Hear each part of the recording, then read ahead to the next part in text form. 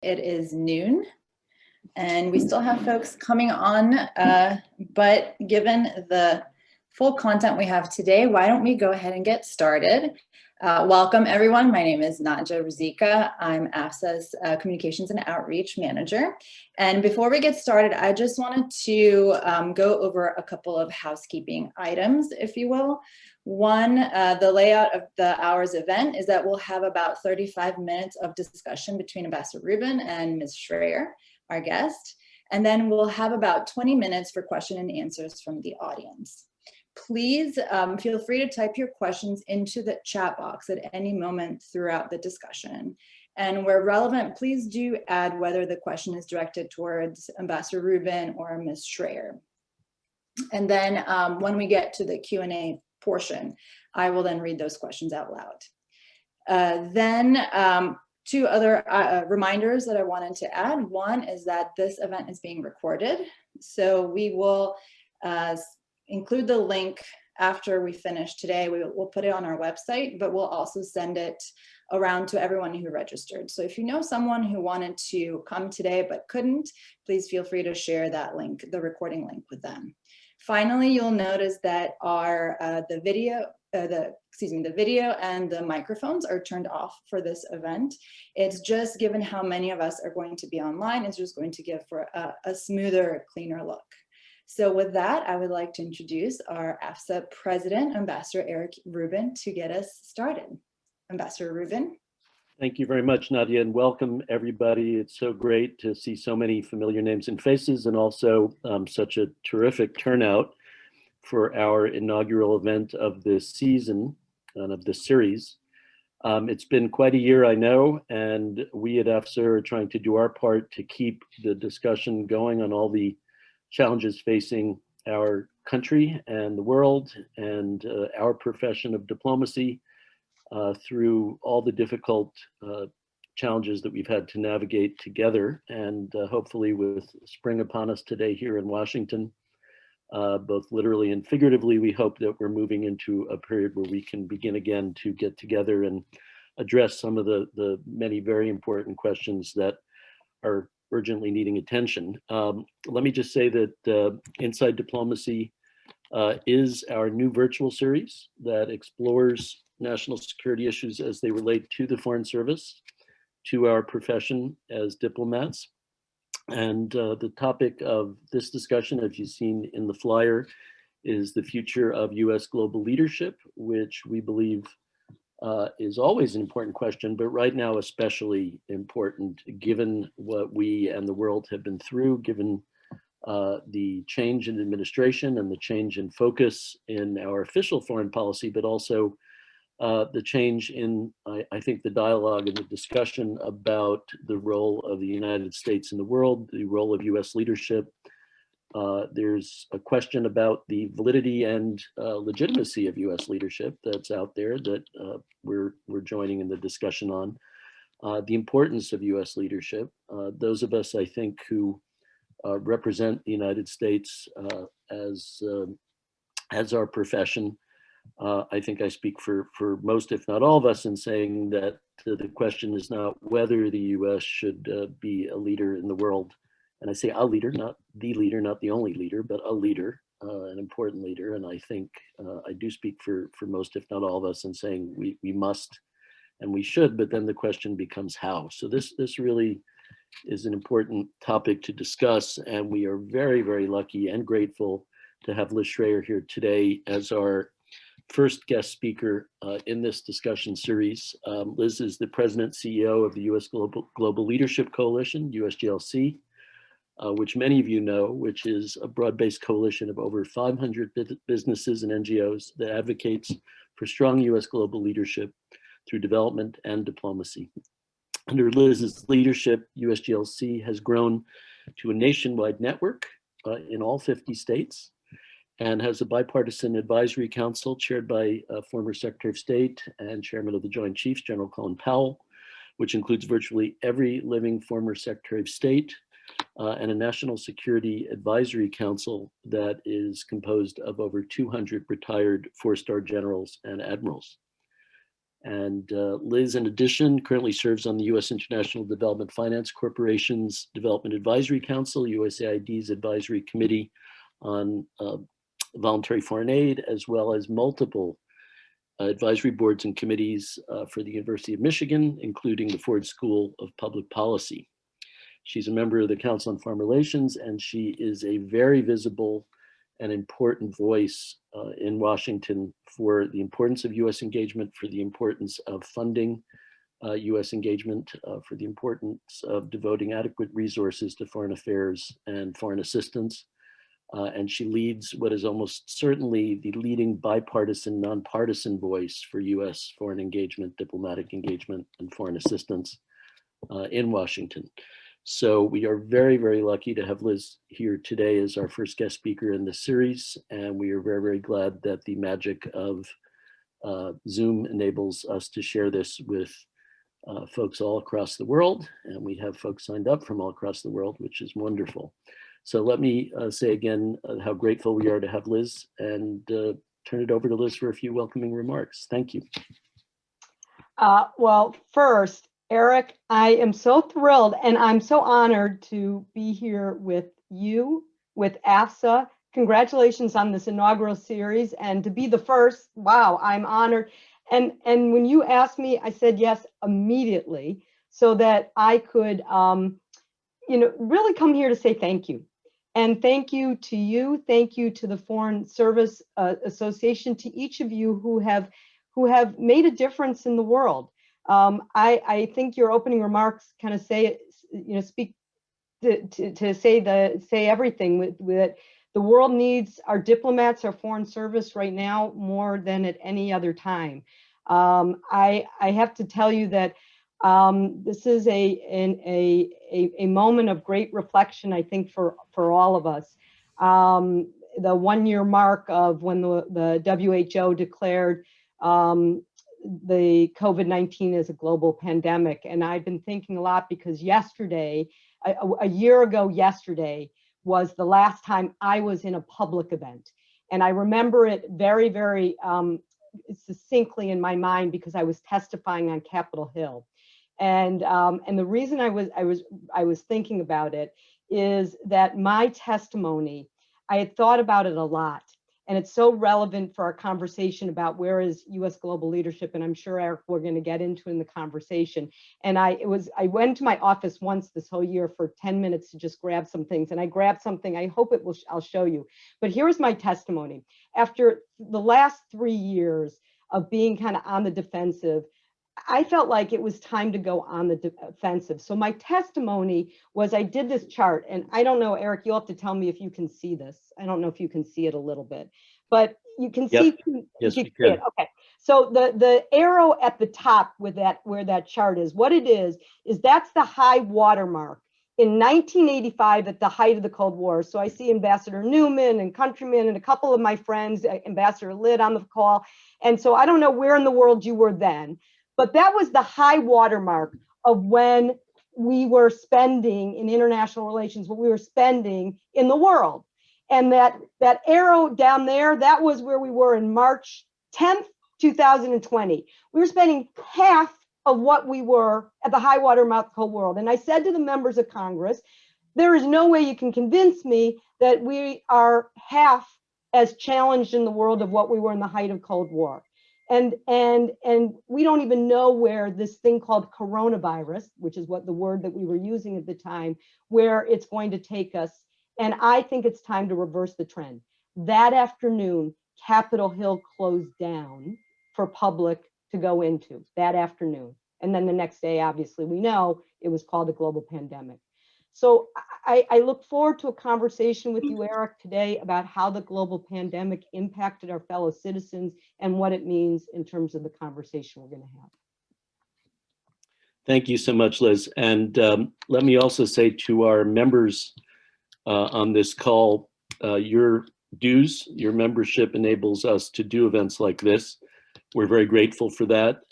If you know of other former or current members of the Foreign Service, or anyone in the community who might be interested in associate membership, please talk to them about the value of AFSA. what we're trying to do right now and how important it is to have the broadest possible membership so that we can all push together and stay together at this important time. And let me just also add, many of you know AFSA as the labor union and official bargaining representative of the U.S. Foreign Service in the 6 agencies that we represent. But that's just one of our hats. Our other hat, and our oldest hat, as those of you who are longtime AFSA members know, is as the professional association of the Foreign Service and as an advocate for diplomacy and for significant additions to, if possible, the resources and staffing for our diplomacy. The numbers that Liz just cited are quite striking. Truth be told, I think in many ways we are still ending the Cold War 30 plus years later. We have not really had a thoughtful conversation in those 30 years about exactly how it should end. It's now been 30 years. It's about time to figure this out and decide what we need to do in terms of resources, in terms of people.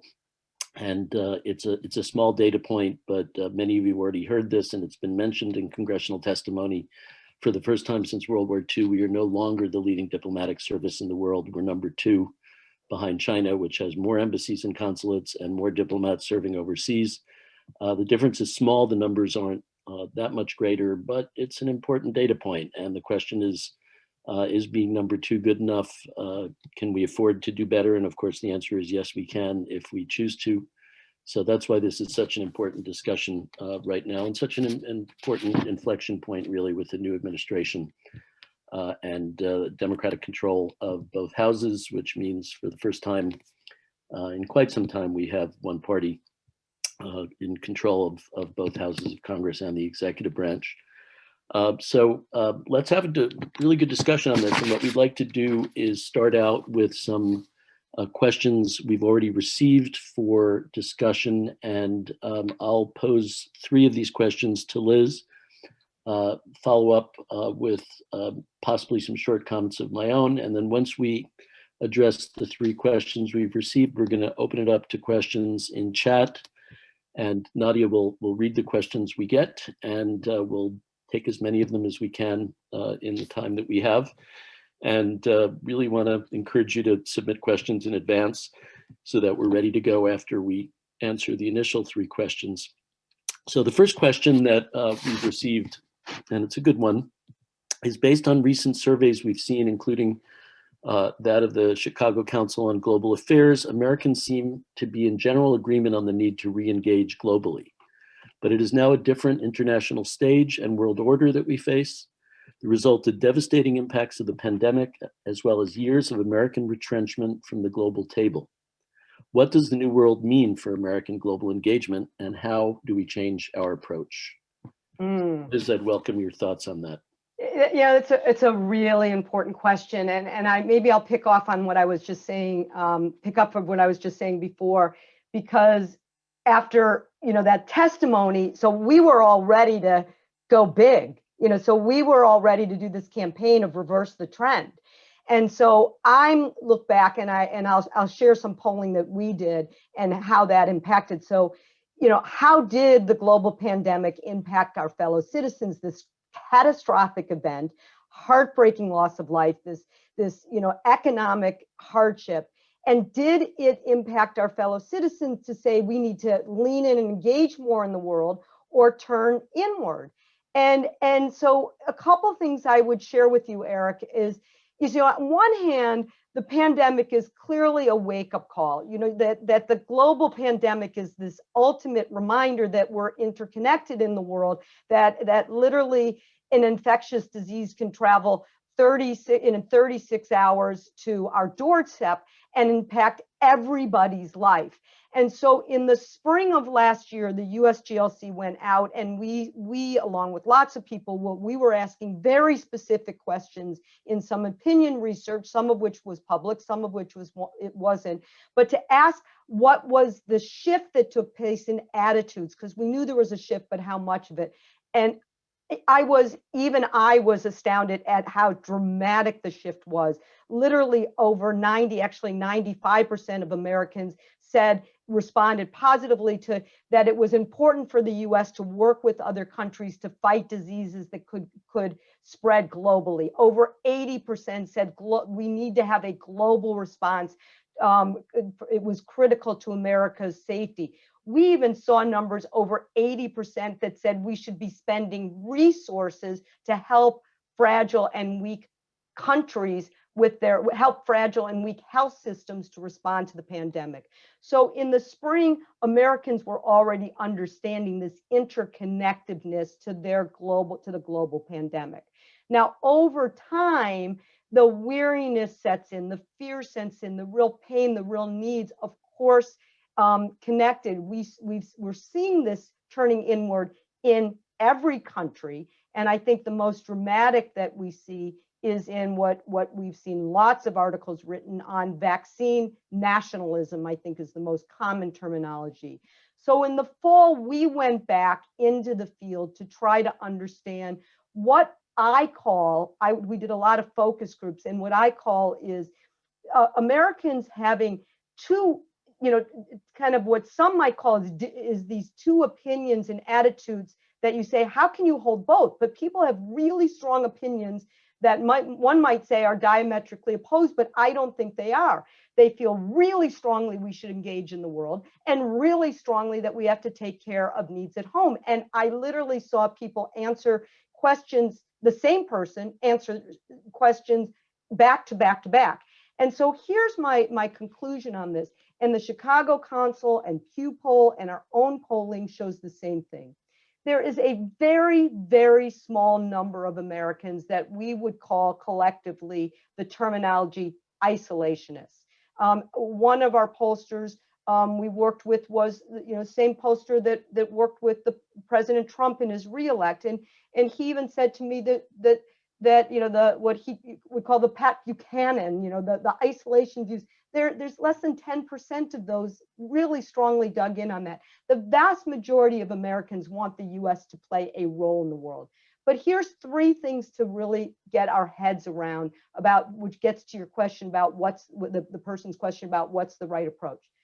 America needs to show up. Thank goodness again for AFSA. And that means when there's, for example, a vaccine conference, America needs to show up. We need a seat at the table. And that's relevant when we get into the conversation about lots of things. We need to show up, but we can't do it alone. Eric, you already said that. They want us to partner, and it needs to be effective when we show up. It needs to be fair. China can't take advantage of us. Everybody needs to pay their fair share, but so do we.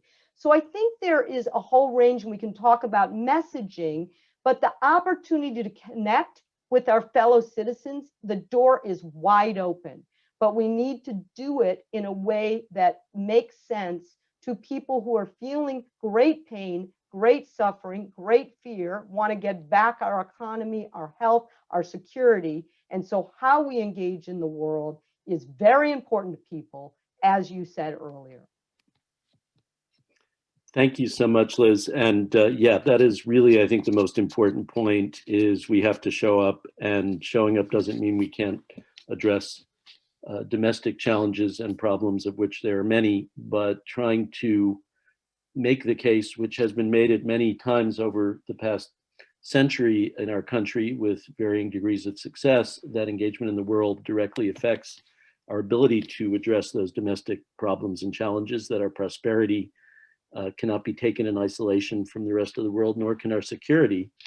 And withdrawing from the world is a recipe for less prosperity and less security. And I think everybody on this call knows that. The question that I think we have to address is how we make that case on the Hill to the American people.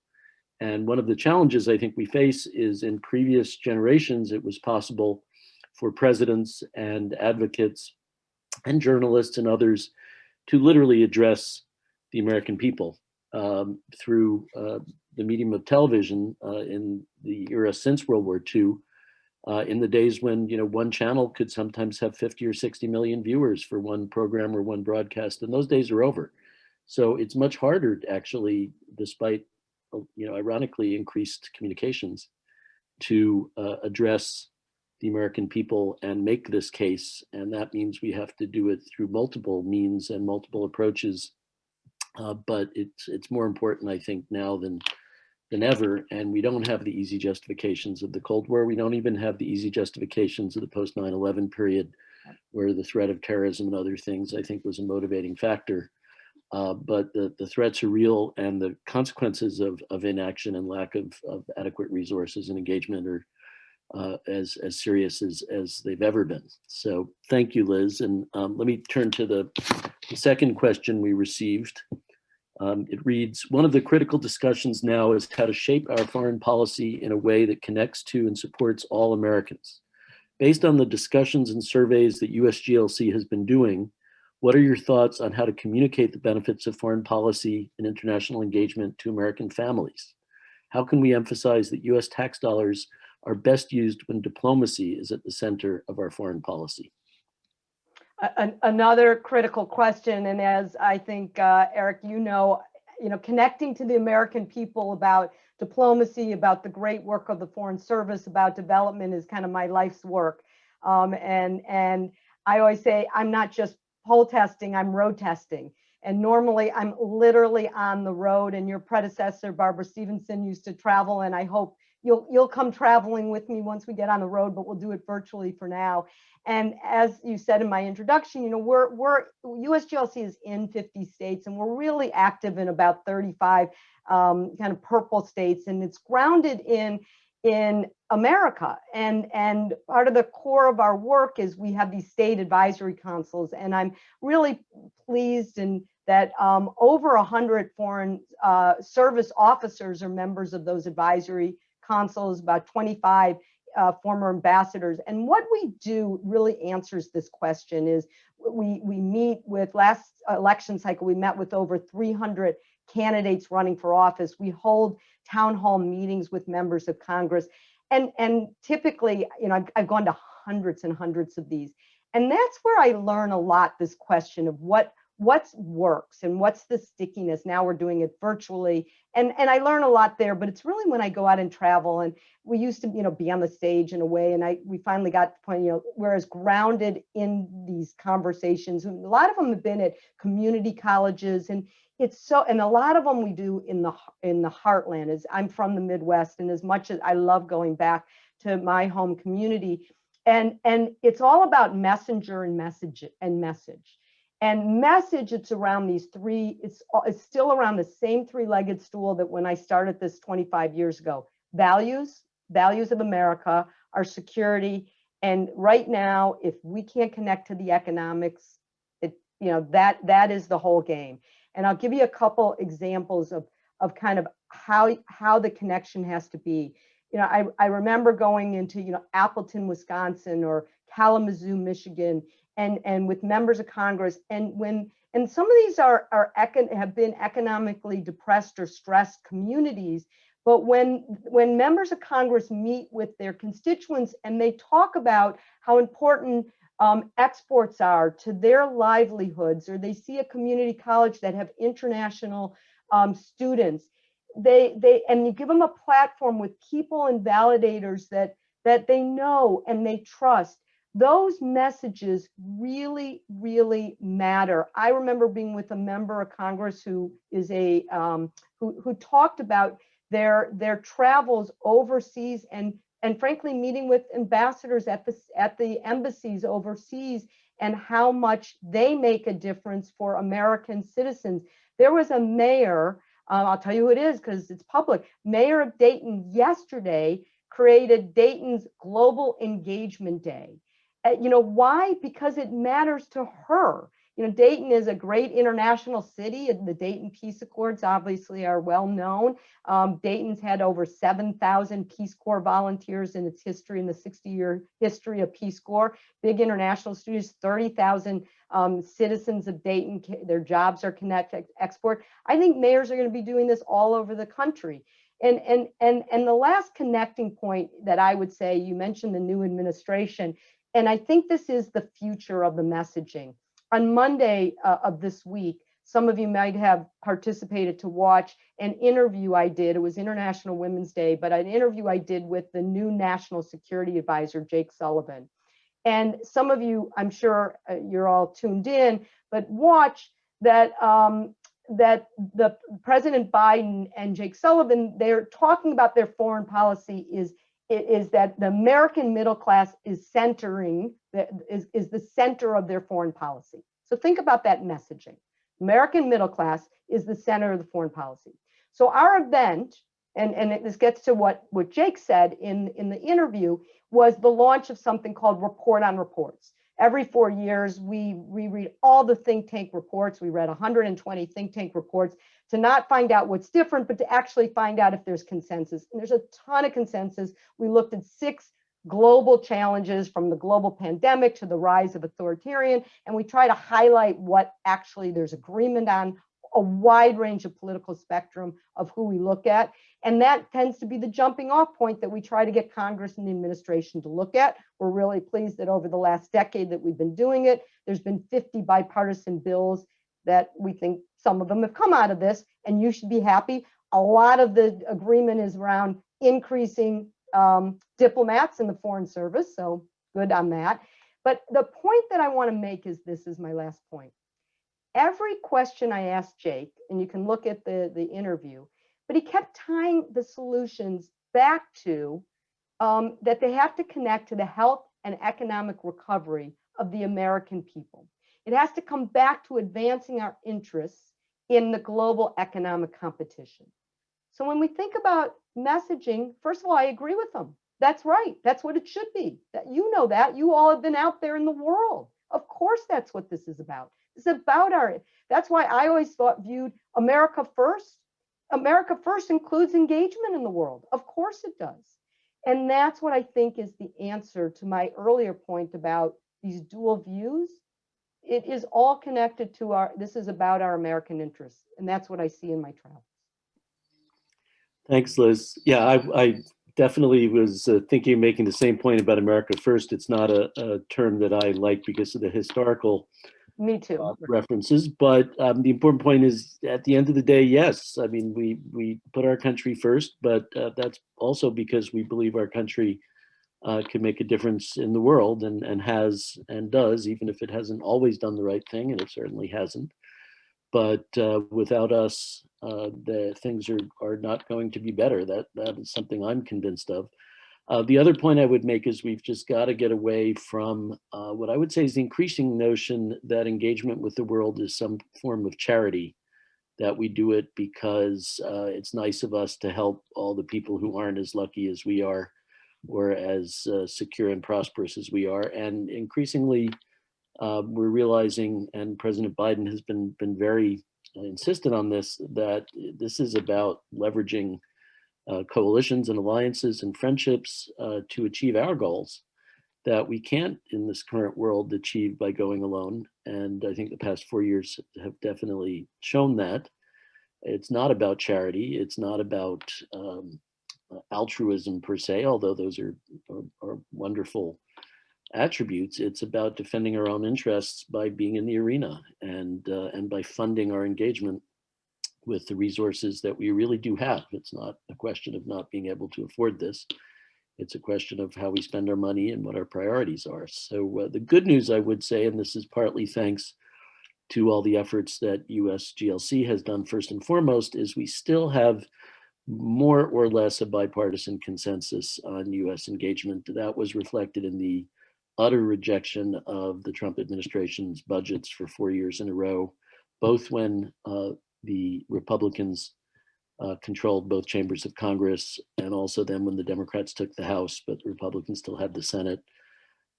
And never once did anyone take the cuts that the Trump administration was proposing seriously, and that included some of the president's strongest supporters on the Hill. So there's still a consensus in favor of sufficient funding and sufficient resources. The question, of course, is sufficient? And that's one of the things we're needing to focus on now, is what is sufficient funding, what are sufficient resources. But I think we still have that. We still have a bipartisan Foreign Service Caucus in the Senate. We still have a bipartisan diplomacy caucus In the House, we still have really good contacts with members, both on the Appropriations Committee and the Foreign Affairs and Foreign Relations Committees on both sides of the aisle.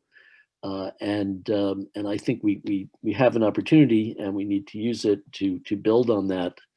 While we have it, it's not guaranteed that it will always last, and if we take it for granted, we could lose it. So I again want to salute USGLC's efforts on this, because it's really been the leader on the Hill in keeping that bipartisan coalition together.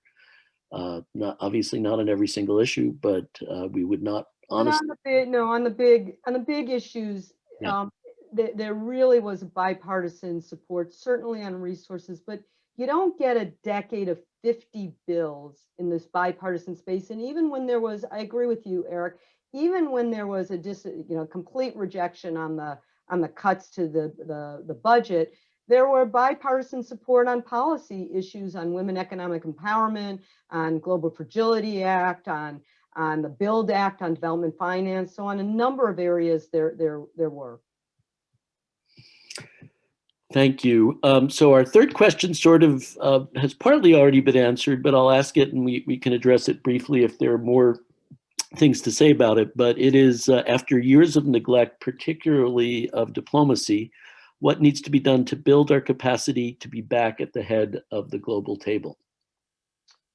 I actually would add a couple things that we haven't talked about. So I think that's a really important question, because I think there's a couple specifics. And I'll give a two-part answer to that. I think first, there's some things we have to do in getting our own house in order, and there's some things we have to do on the international table. One of the things that I have the privilege to do is a friend of mine, Secretary Albright, teaches this class at Georgetown called the National Security Toolkit. And so every semester she invites me over to teach about where are we on the toolkit of diplomacy and development. And so I teach the history part, and then I teach 10 trends. And so one of the trends I talk about is this roller coaster of up and downs about the workforce. And so when I show this graph, and I show like the downward turn of the 90s, and she kind of cringes, because that's when she was Secretary of State. I said, wait, you at least saved USAID, so you saved it from getting a lot worse. But then the upward trend of Condi Rice and Powell and Clinton, who rebuilt it, and then we get to the downward trend of the last 4 years. So the first thing we have to do is hold the feet to the fire of the new team, who I think is really dedicated to rebuild. So our report on reports that I just talked about had some really clear consensus that is critical, and we got to hold their feet to the fire. So that's everything that you know way better than I do, but I'm all in, from recruitment to investment in careers, and obviously a huge issue when it comes to diversity and inclusion. And we could spend, the whole time on all the things that need to happen.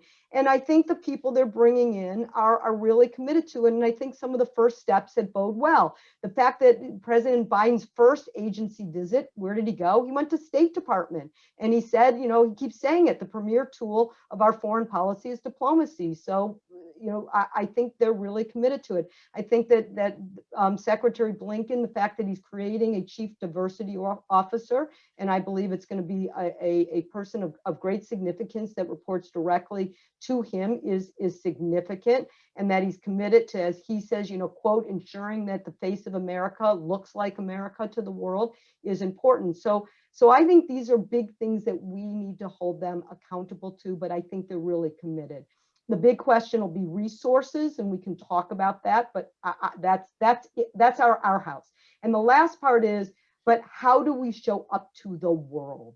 And I think that's what I mentioned before. We need to be a leader and we need to be a partner. And those are two different words, and they're both equally important.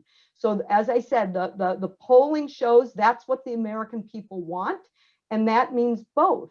And that means pay our arrears. It means making sure our partners pay their fair share. It means reform, but reform doesn't mean, step out. It means do it, I think, from within.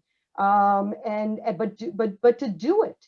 And the last thing I would say is, I think that's where the people who are filling these positions agree too.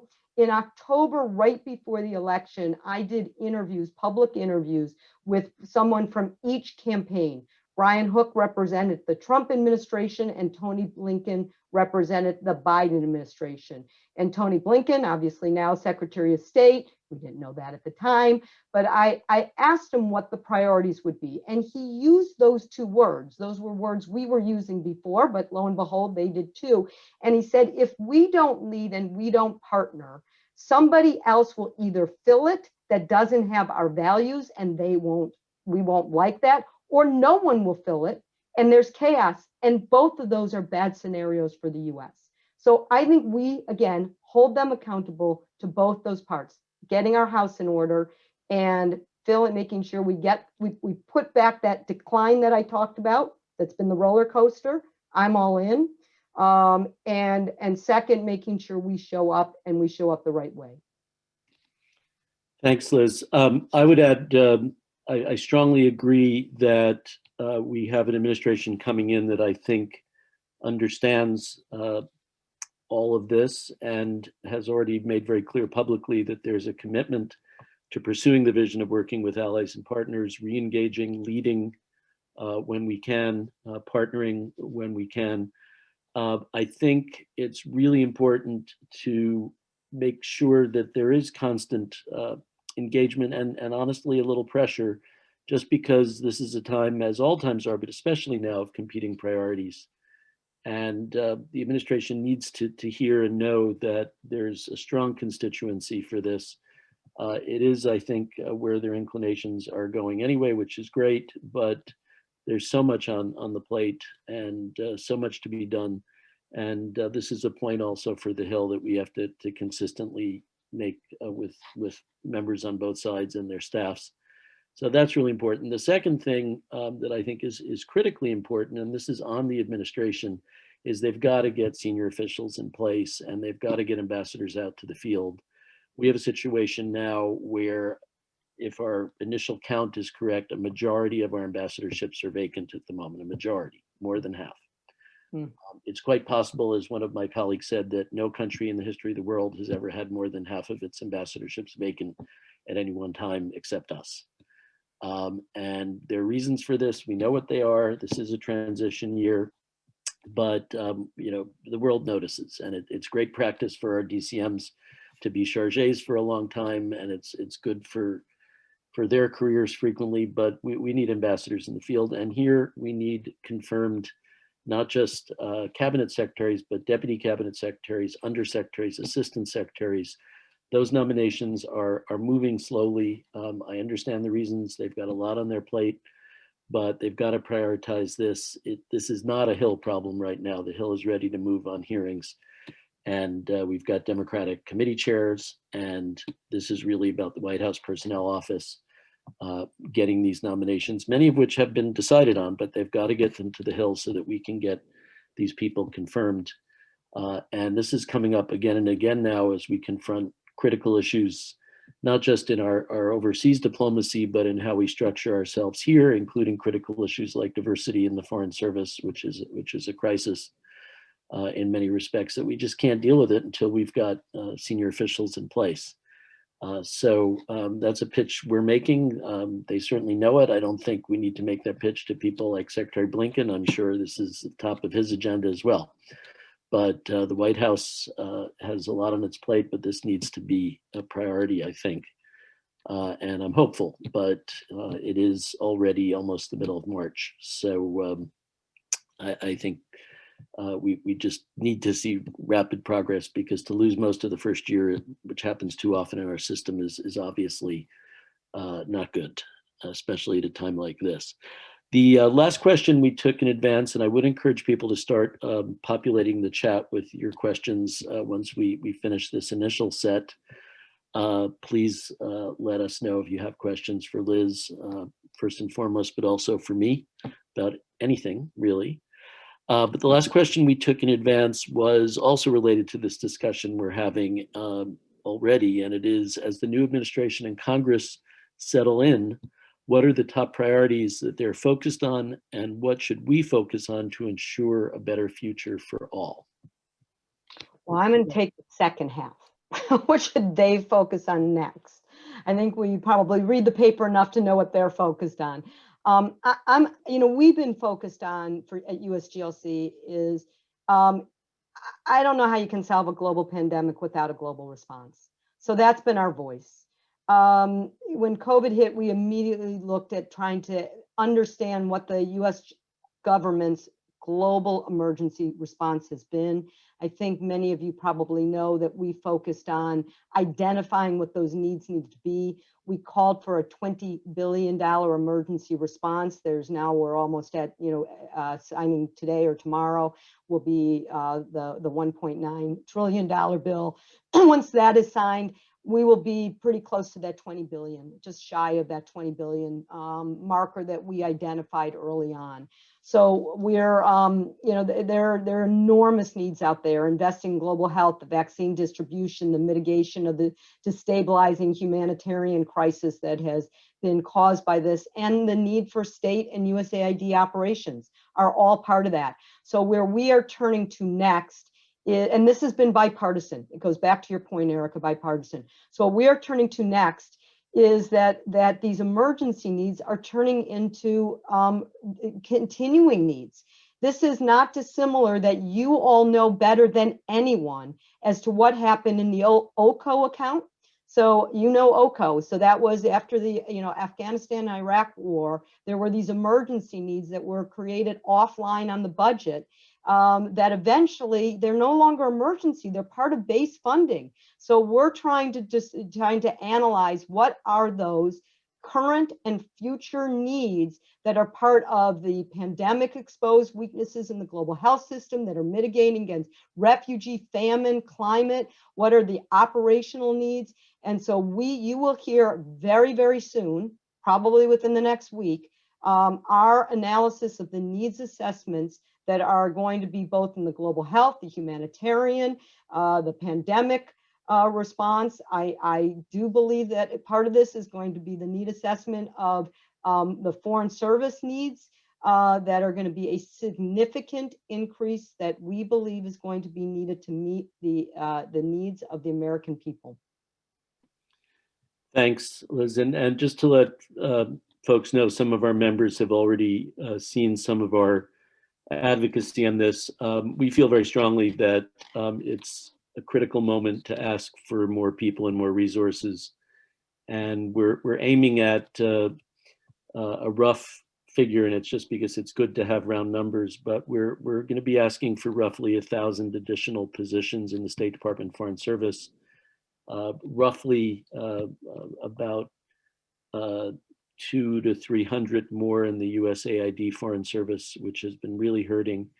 The other agencies, we don't have numbers yet, but we pretty much feel this is a moment to make the case for multiple reasons. One, because we're simply not adequately represented overseas. We have the smallest percentage of our foreign service overseas right now in modern history.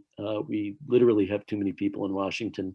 In some of our cones and specialties, it's way too much. The economic cone, especially our econ officers who also cover energy and ESTH, have the smallest number and percentage of overseas assignment opportunities, and it's affecting promotions. Our diplomatic security colleagues have a crisis now because they've lost close to a quarter of their overseas jobs due to the drawdown in Iraq and Afghanistan.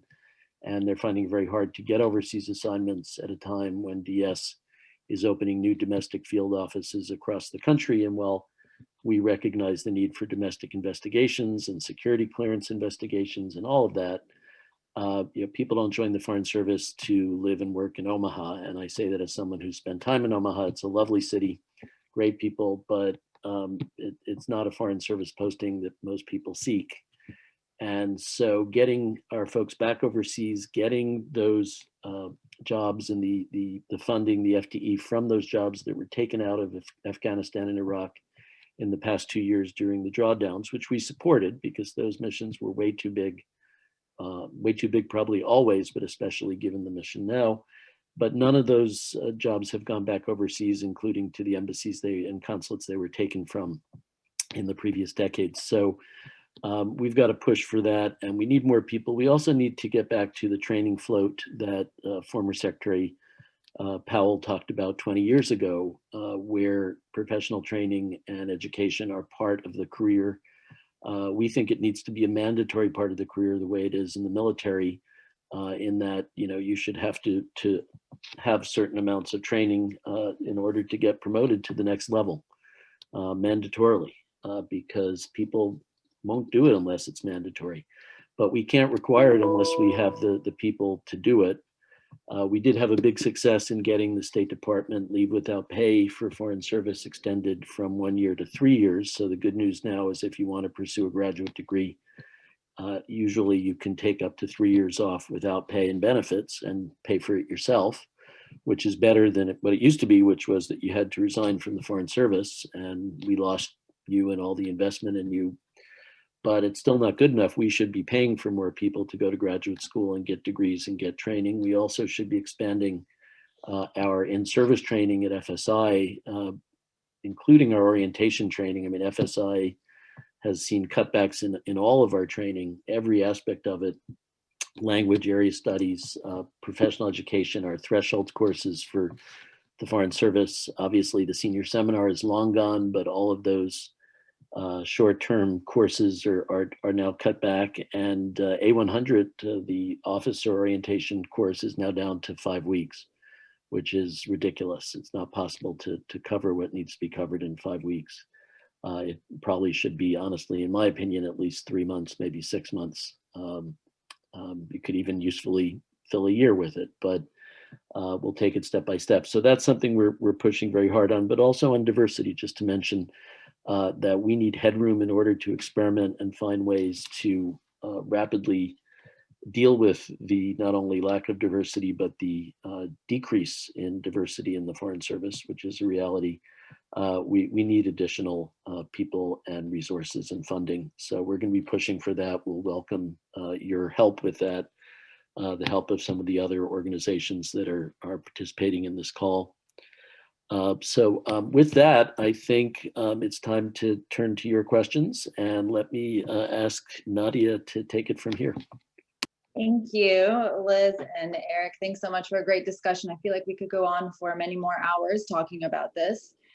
We've gotten a lot of questions from our audience. Unfortunately, won't be able to get through all, but we'll try to get through as many as we can in the next 15 minutes. So I'll talk fast.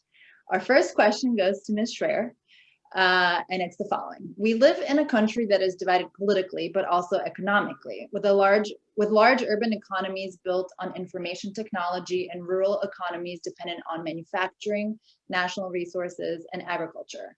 How does Usglc recommend that we craft a foreign economic policy that helps all Americans? It's a great question. I mean, we're spending an enormous amount of time actually right now doing some listening.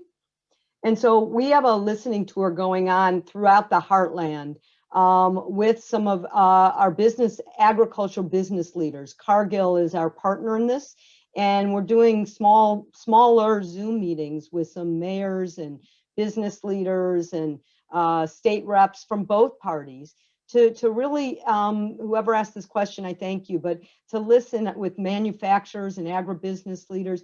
And what's so interesting is, again, this dual, remember that dual kind of, that, you know, in the same person's head, and they feel both.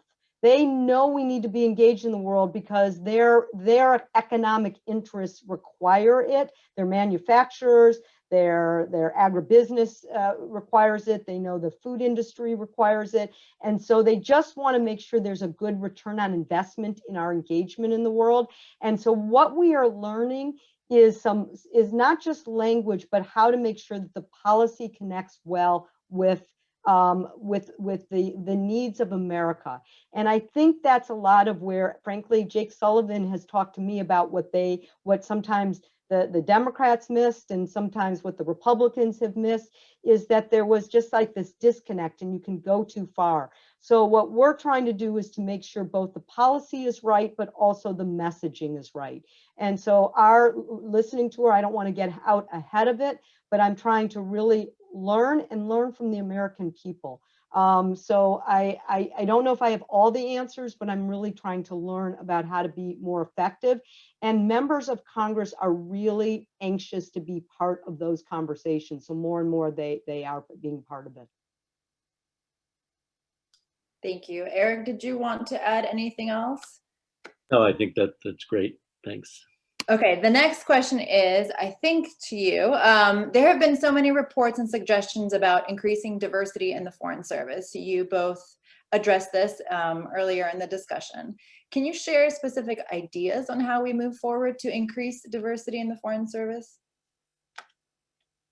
Sure. I think the most important point is it needs to be an effort at every level. So obviously in recruitment, we can do better. And as a matter of fact, in some respects, we have done better. Our biggest problem is with retention and the upper mid levels and the senior levels of the Foreign Service.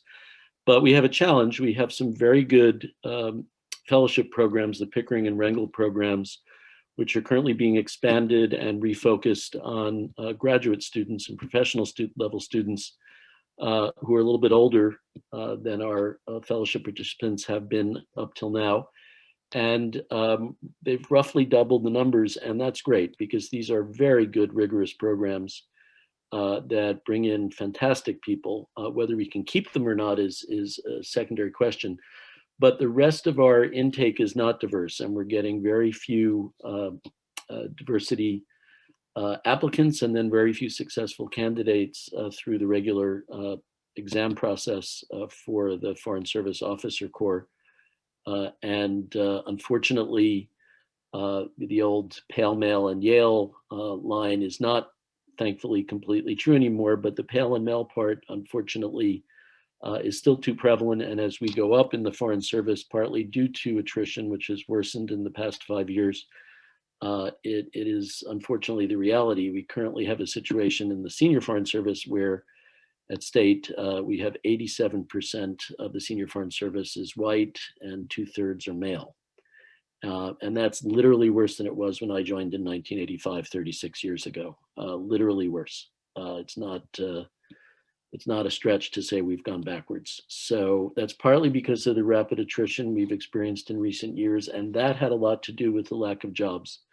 So if you're in the senior Foreign Service, you're not going to stay if you can't get decent work. And when we had 0 assistant secretary positions available for career officers, as we did in the past administration for the first time in history, when we had the highest percentage of political appointee ambassadors in modern history, when we had a majority of our deputy assistant secretary positions not formally filled with White House concurrence, there was not a lot of work for people. And we had a situation, for example, where we had ambassadors coming back overseas from their first assignment as a chief of mission, and that was that. And they were either forced out or they just chose to leave because there was nothing for them unless they wanted to take some of the few good jobs available. There are some good jobs at FSI. There are some good jobs in the Board of Examiners, in the Office of the Inspector General. And I mean it, they're good jobs there, but there are only a few of them really.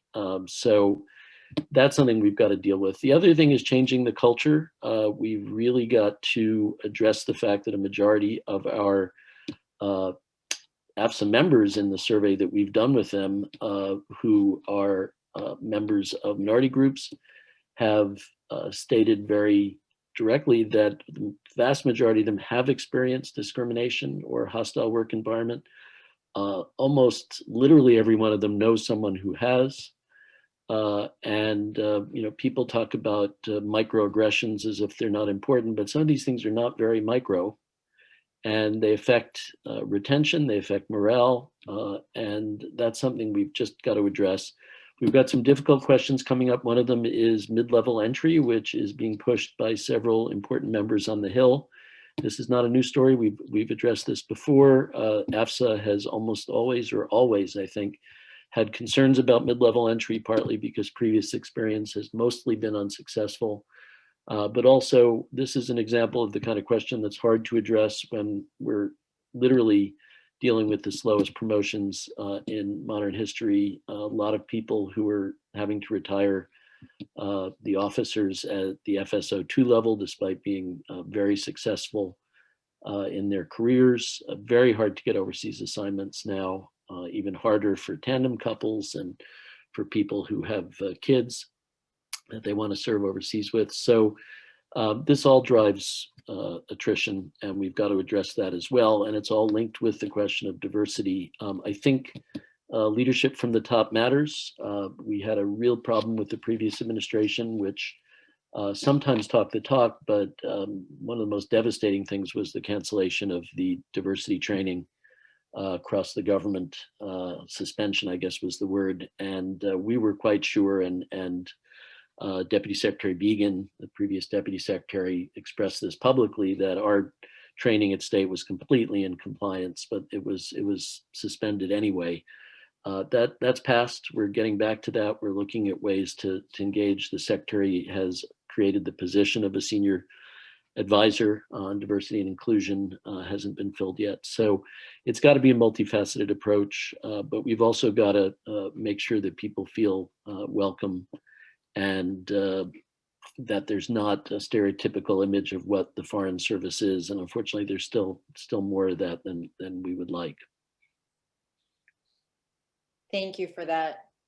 So we have, let's see, 5 minutes left. Let's try to squeeze in maybe 2 more questions. The following question is one that you both addressed early on in the discussion, and I think we want to just dive a little bit more into the specifics.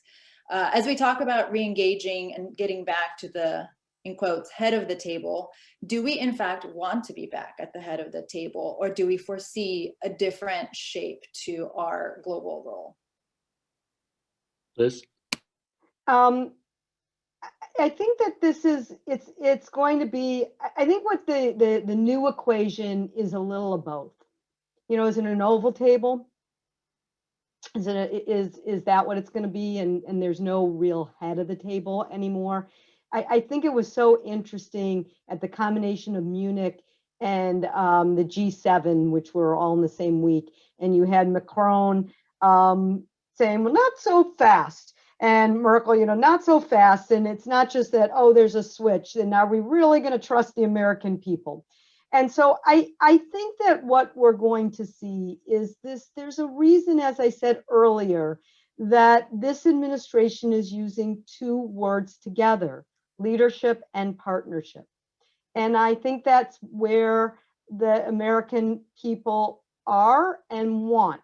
The last thing I would say is, my friend Admiral Jim Stavridis years ago talked about, you know, there's the smart power conversation. We're not hard power, we're not soft power. We need a dial, and we use those. I think that's the same with diplomacy. We're not the leaders, we're not the partners. There's a dial of how we have to think about diplomacy, and you all are, you know, the creators of that.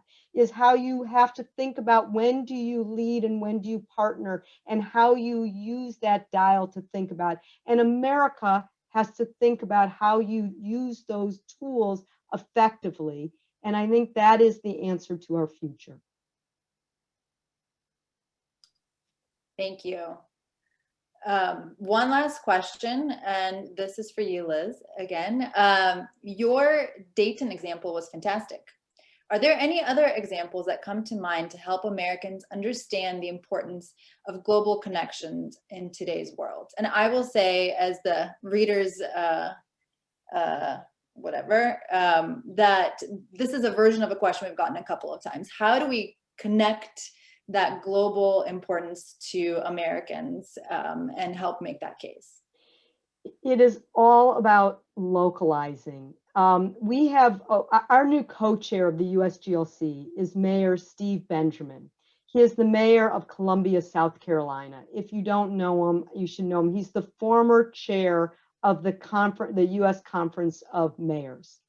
And I'm learning so much from Steve. He's absolutely fantastic. We have over 200 mayors across this great country that are on our advisory committee members. And we have to be grounded and listen. You know the Hamilton line, talk less, listen more. Washington, talk less, listen more. So that is what I am trying to do, Nadia, and is is listen to the mayors. They have their ear to the ground. They know their people, and they know we need to be global. They understand it. Our economy has to be global. You all know 95% of the world's consumers don't live in our country. There's only so many more Starbucks we can put on our corners.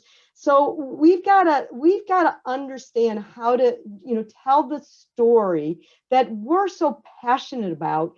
But we have to tell in a way that connects to an America and the world that's really hurting right now. But the answer to the hurt isn't going inward. The answer to the hurt is to engage, but engage right. And the storytellers are our mayors and our local communities, and they want to partner with us. And we need to talk about a seat at the table. That's who needs a seat at the table. And I'm so proud to be, part of a USGLC that is helping create the seat of the table, that frankly, it's not my voice, it's their voice. And I welcome all of the AFSA members who are living. I love those that are living in Washington. I live in Washington, but the ones that we really need your help is the ones that are living around the country. And the more rural you live, give me a call. I need to talk to you.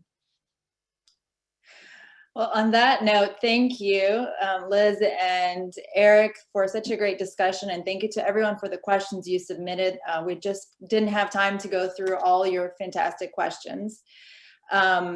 So if you're interested in similar events to this, please, and you're not an AFSA member, please let us know. You can email us at events@afsa.org, and we'll put you on our distribution list. Our future Inside Diplomacy event is going to be in May on the topic of Arctic diplomacy. So thank you all again for a great discussion, and I will turn it over to Ambassador Rubin for last remarks.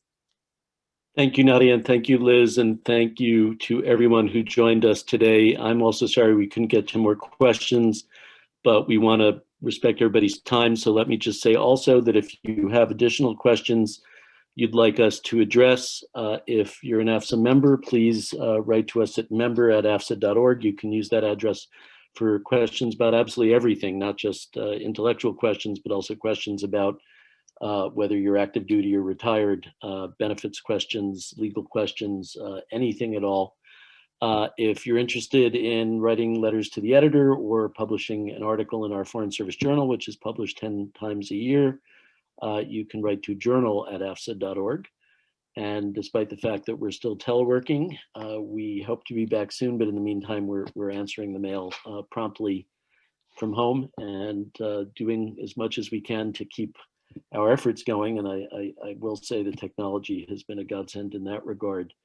Let me also just say thank you again to everyone who is an AFSA member.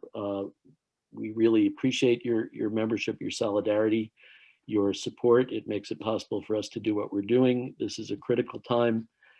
We need to be together on this. I want to thank Liz again for joining us for our inaugural discussion in this series, and also once again salute Liz and USGLC for the role that they've played in keeping these important questions before the public, our members of Congress, reaching out to areas beyond the Beltway, beyond the two coasts, to explain to Americans why what we do matters and why it's so important. And I would just say on this question of whether we're at the head of the table or not, I think we need to move away from that and be at the table and just discuss whether, as President Biden has said, I think quite eloquently, we can't go it alone. We've got to be together with partners and allies and friends, but we got to be there. We've got to have resources and people to play the role we need to play to defend our interests, to defend and promote our prosperity.